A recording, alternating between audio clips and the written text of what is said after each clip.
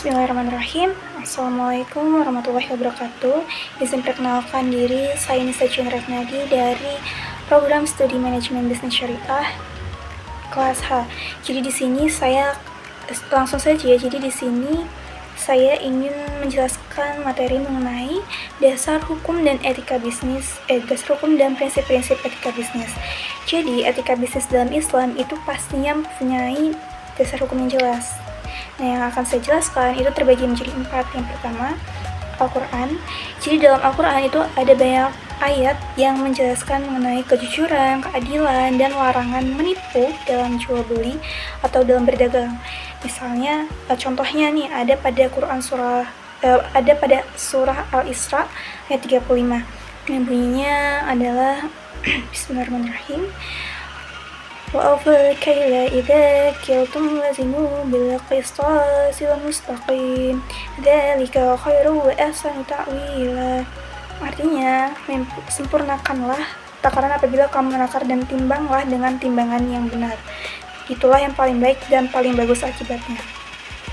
Jadi kalau kita udah sepakat nih, punya kesepakatan dengan orang dalam berbisnis, itu wajib banget kita tepatin, wajib. Nah, terus yang kedua, ada hadis Nabi SAW. Rasulullah bersabda bahwa para pedagang yang jujur dan amanah itu akan bersama para nabi dan orang-orang yang soleh. Jadi ini menunjukkan betapa pentingnya kejujuran dan amanah dalam berdagang.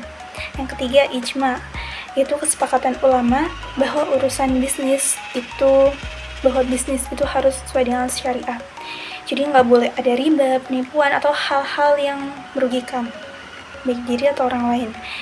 Yang terakhir ada kias. Jadi kias ini analogi hukum untuk masalah baru dalam bisnis. Jadi kalau ada masalah baru nih, misalnya ada masalah baru yang belum dijelaskan di dalam Al-Quran ataupun dalam hadis, itu biasanya para ulama akan menggunakan kias ini. Nah, setelah menjelaskan dasar hukum tadi, kemudian muncullah prinsip-prinsip etika bisnis Islam.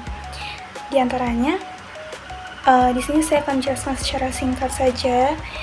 Yang pertama itu ada kejujuran. Jadi di dalam kejujuran ini tidak boleh ada tipu menipu. Yang kedua, amanah. Jadi kita harus bisa dipercaya dan menepati janji. Yang ketiga, adil, memberi hak sesuai dengan porsinya masing-masing. Keempat, tanggung jawab.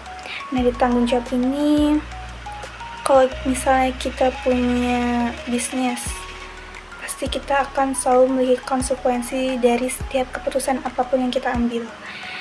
Jadi kita harus memikirkan hal tersebut, harus mempunyai jiwa tanggung jawab. Terus yang kelima, ada keseimbangan. Dari keseimbangan ini, kita harus cari untung nih dari duniawi, tapi juga kita harus ingat dengan akhirat. Yang keenam, ada kemaslahatan. Di sini bisnis itu harusnya membawa atau memberikan manfaat, bukannya merusak. Yang terakhir, larangan riba dan penipuan.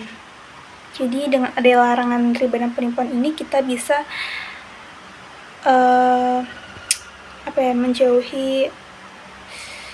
Intinya biar transaksi kita tuh tetap halal dan berkah. Jadi kita nggak akan mendapatkan hal-hal buruk atau yang dapat merugikan kita.